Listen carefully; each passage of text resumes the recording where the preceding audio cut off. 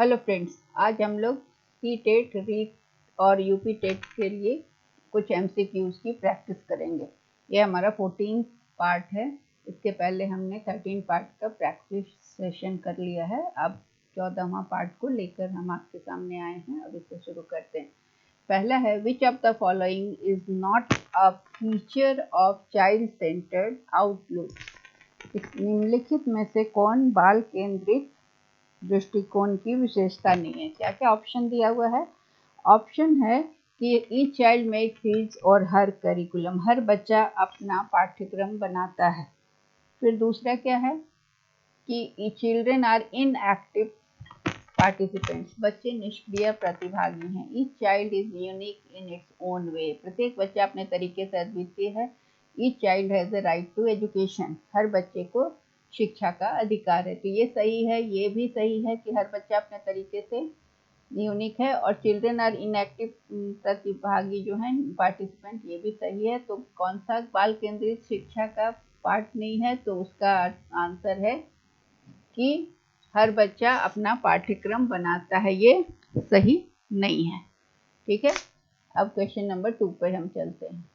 It is easy. So the word socialisation means, सामाजिकरण शब्द का अर्थ है following social norms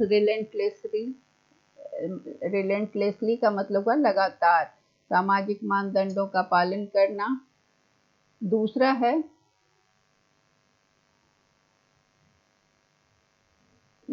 revolting against social norm के खिलाफ आवाज उठाना। तीसरा है अंडरस्टैंडिंग द सोशल डाइवर्सिटी, सामाजिक विविधता को समझना। एडजस्टिंग इन द सोसाइटी, समाज में समायोजन।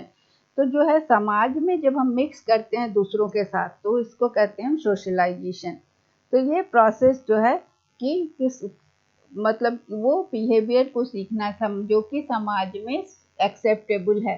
तो ये है कि सोशलाइजेशन का मीन्स होता है कि ऐसे बिहेवियर को सीखना, समाज में मिक्स करना, ये सारा चीज को हम कहते हैं सामाजिकरण या सोशलाइजेशन। तो सोशलाइजेशन का अर्थ क्या हो गया? यहाँ पर हमारा अर्थ हो गया एडजस्टिंग इन द सोसाइटी। ठीक है, अगला क्वेश्चन है,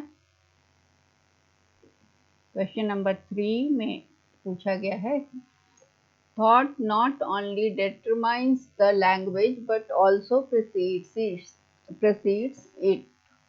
विचार न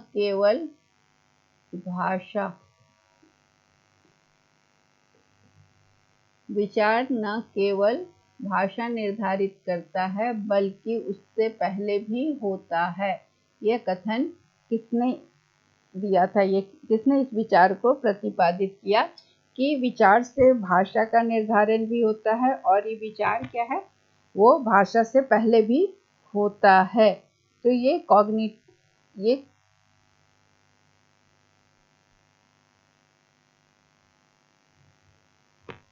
तो इसको किसने कहा था, तो हमें ये बताना है। तो इसमें क्या है कि विचार जो है, ये जीन पियाजे का कथन है कि विचार न केवल भाषा निर्धारित करता है, हमारा जो भी भाषा हम बोलते पहले सोचते हैं ना, तो ये हमारे विचार से हमारी भाषा प्रभावित होती है। सीधे तो हम लोग बोलने से पहले वो थॉट हमारे दिमाग में आता है, और विचार थॉट भाषा बोलने के पहले भी आता है ना। इस बात को जीन पियाजे ने बतलाया था। अगला क्वेश्चन है, which of the following theory best describes henge dilemma. ठीक है, इसमें से कौन सा सिद्धांत हेंज डिलेमा को अच्छे से बताता है, हेंज की दुविधा। तो ये किसके सिद्धांत में है हेंज डिलेमा? तो हेंज डिलेमा जो था, ये कोलबर्ग की थ्योरी से एसोसिएटेड है। कोलबर्ग ने इसका वर्णन किया था। अब हमें ये समझना है कि क्या है हेंज डिलेमा। कोलबर्ग का कहना था कि लोग जो हैं तो अपने मोरल रीजनिंग से उनका एथिकल बिहेवियर डिसाइड होता है। तो उसने अपने थ्योरी में बताया कि मॉरल डेवलपमेंट का 6 स्टेज है, और उस जो कि 3 लेवल में होता है। तीनों लेवल भी उन्होंने बताया था। एक था प्री कन्वेंशनल लेवल, दूसरा था पोस्ट कन्वेंशनल, और एक था प्री कन्वेंशनल, कन्वेंशनल और पोस्ट कन्वेंशनल। तो एक एग्जाम्पल के जरिए कोलबर्ग ने इस थ्योरी को, जो लेवल्स है pre conventional,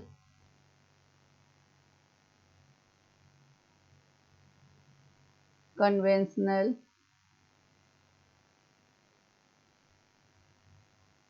and post conventional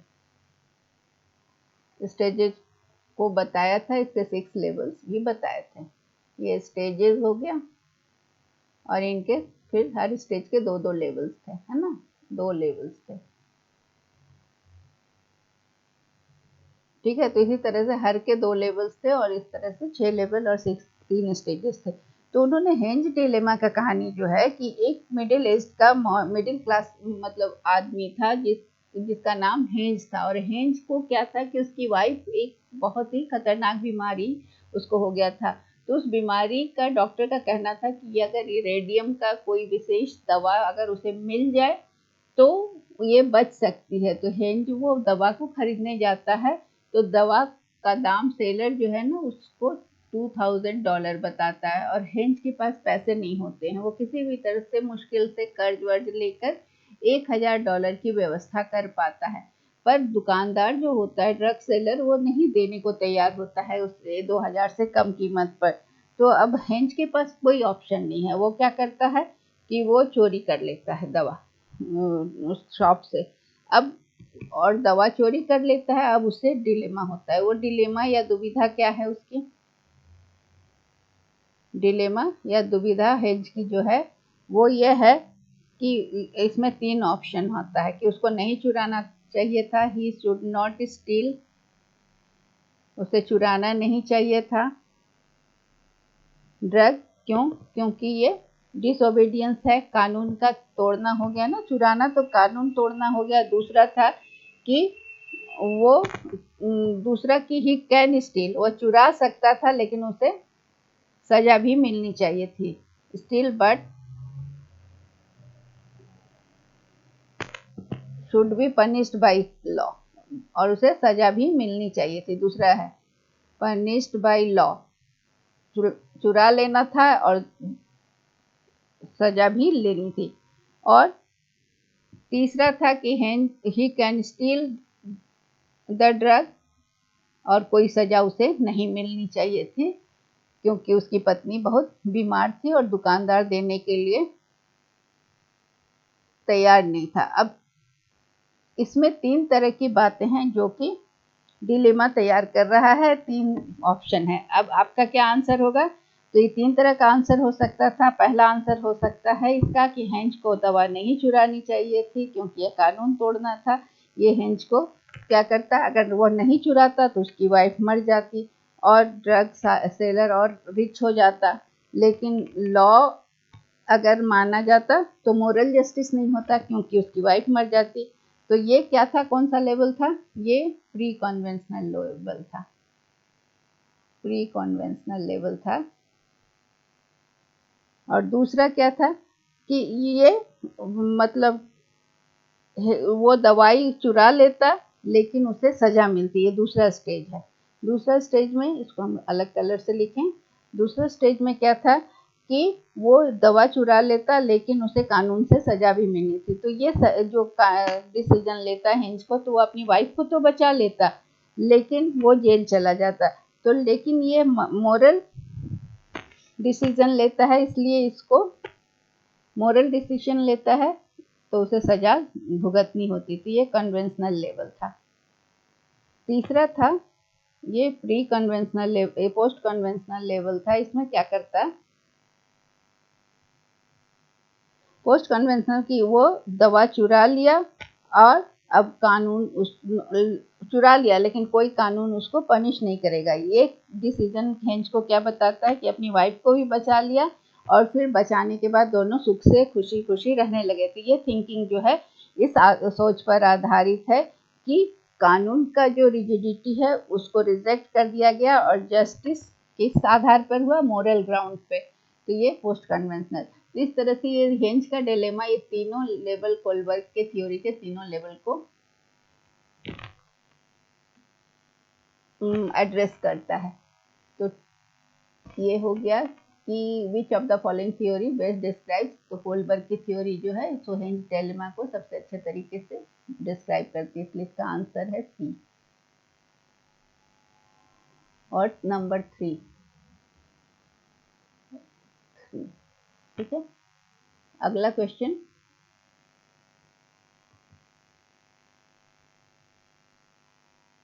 the environmental factor that shape development include all of the following except, विकास को आकार देने वाले पर्यावरणीय कारणों में निम्नलिखित को छोड़कर सभी शामिल हैं।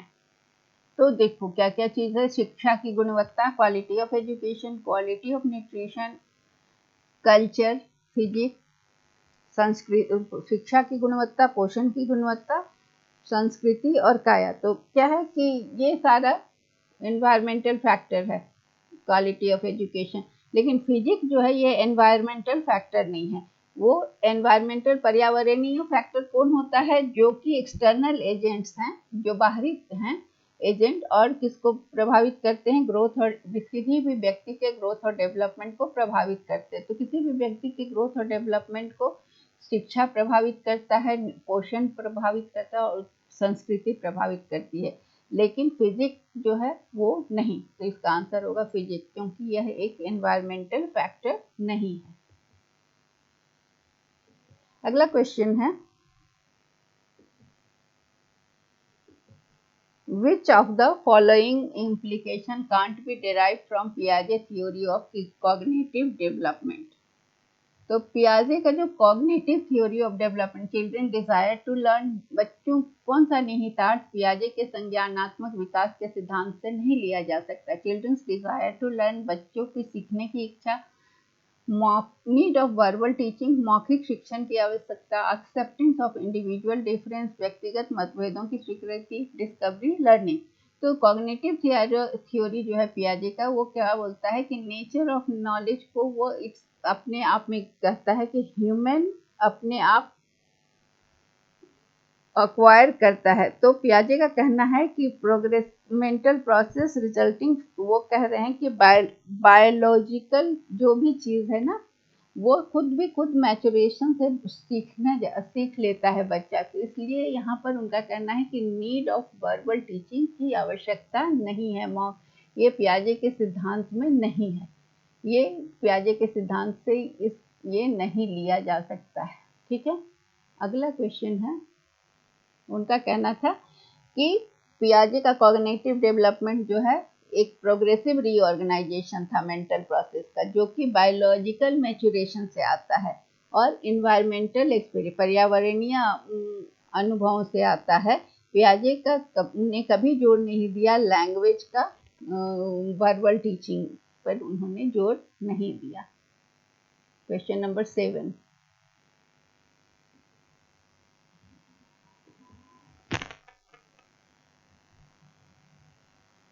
छात्रों के बीच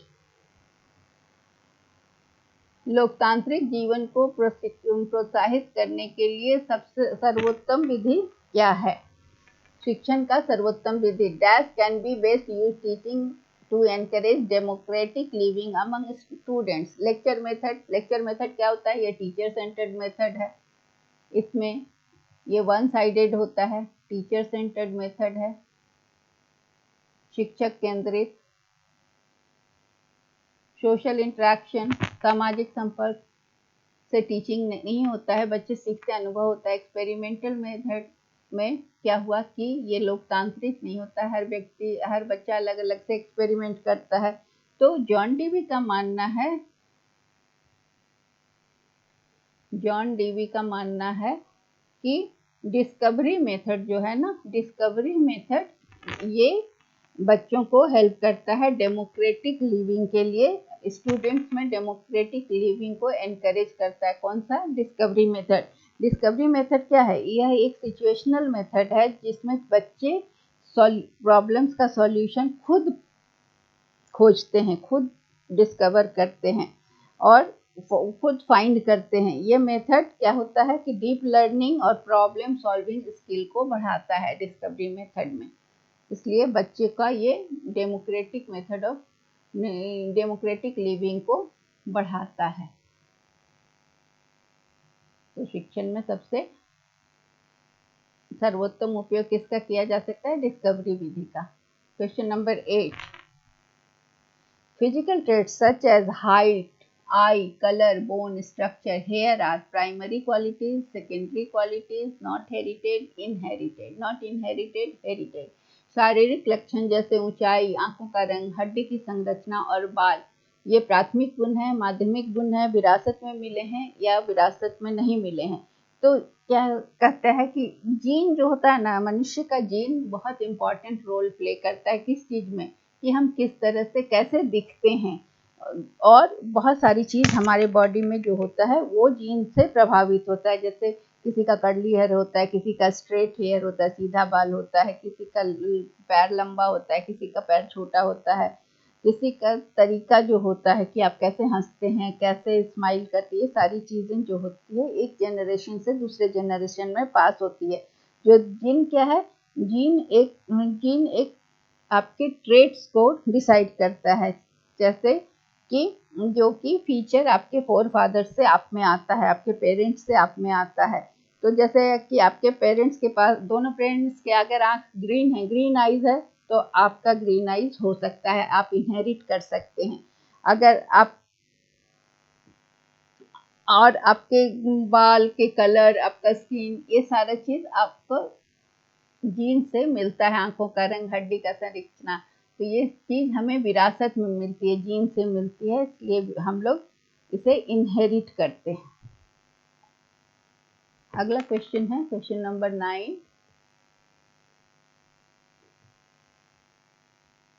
Piaget proposes that children unable to conserve, which of the following factor attributes to this inability? पियाजे का प्रस्ताव है कि प्री ऑपरेशनल बच्चे संरक्षण करने में असमर्थ हैं। इसमें से कौन सा कार्य की क्षमता को श्रेय देता? क्षमता, inability to hypothetic deductive reasoning, irreversibility of thought, lack of high level abstract reasoning,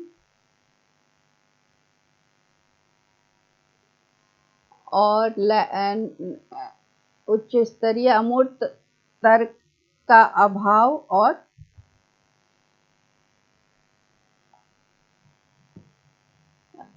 विचार की अपरिवर्तनीयता।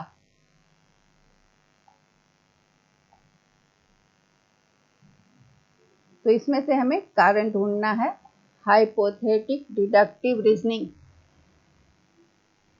हाइपोथेटिक डिडक्टिव रीजनिंग क्या होता है?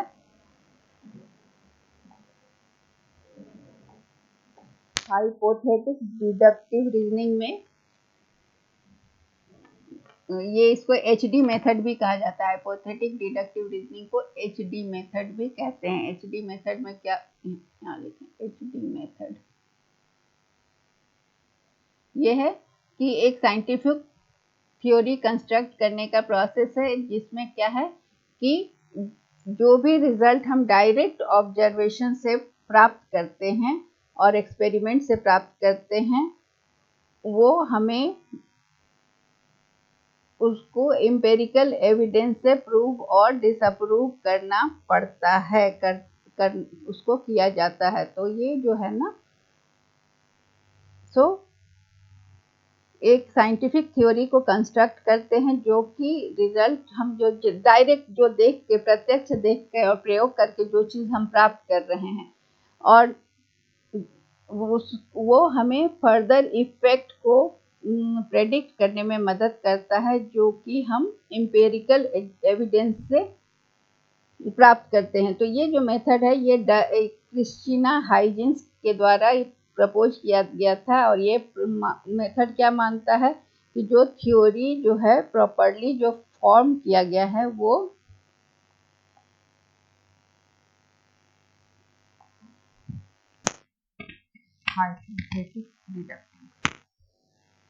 तो इसमें पहले हम काल्पनिक, फिर उसके बाद डिडक्टिव। मतलब क्या होता है कि काल्पनिक के बाद हम निगमनात्मक करते हैं। तो ये रीजनिंग में हम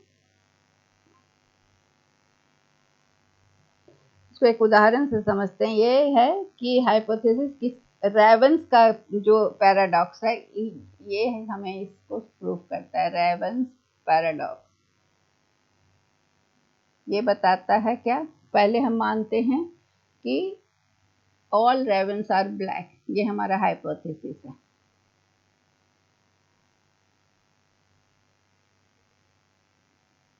अब ये इसको हम कैसे करेंगे, ये इसको हम पहले क्या करेंगे कि सारे रेवंस को हम ऑब्जर्व करेंगे और उसके बाद फिर केवल ब्लैक रेवन को जब हम ऑब्जर्व करेंगे तब ये हमारा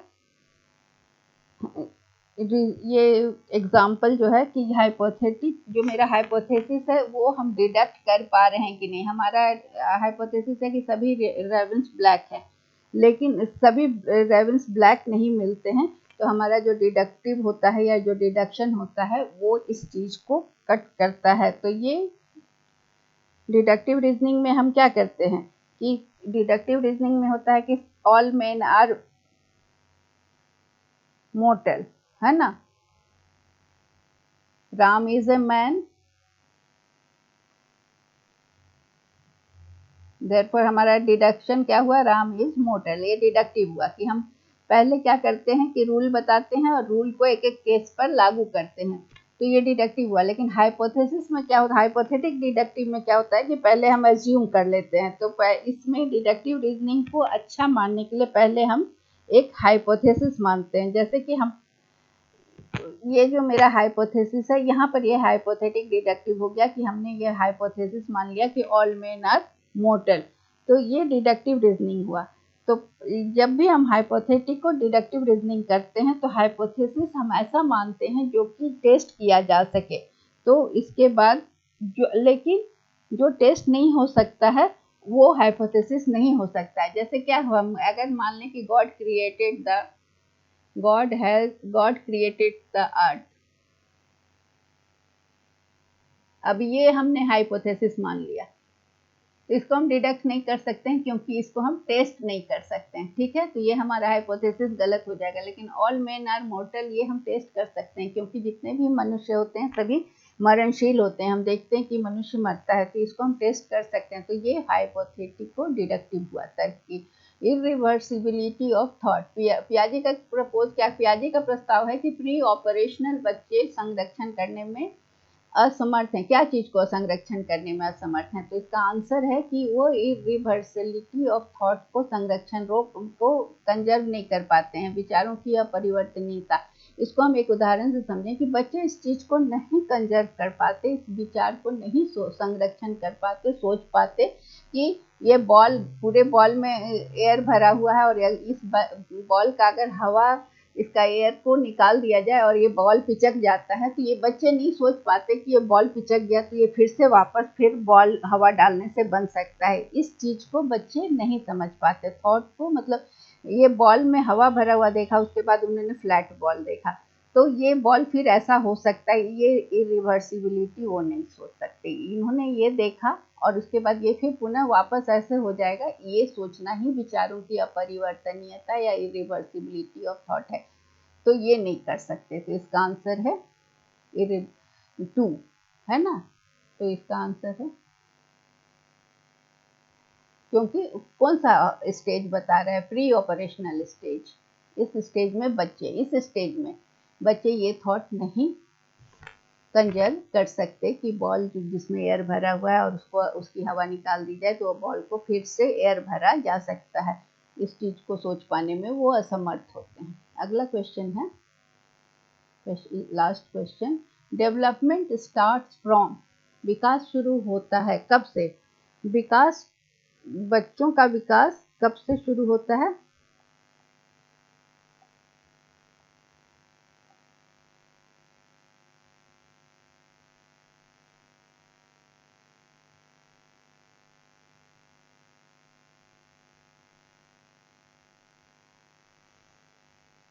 ये हमारा शुरू होता है stage of infancy, prenatal stage, pre childhood stage and post childhood stage. तो विकास का क्या चीज को रेफर करता है, विकास बताता है कि मनुष्य के स्ट्रक्चर में, स्टैचर में जो परिवर्तन होता है। तो ये परिवर्तन कैसे होता है? तो ऑर्गन्स के फंक्शनिंग से होता है। तो ये क्या होता है, ये विकास जो है प्री नेटल स्टेज से ही शुरू हो जाता है, विकास शुरू होता है।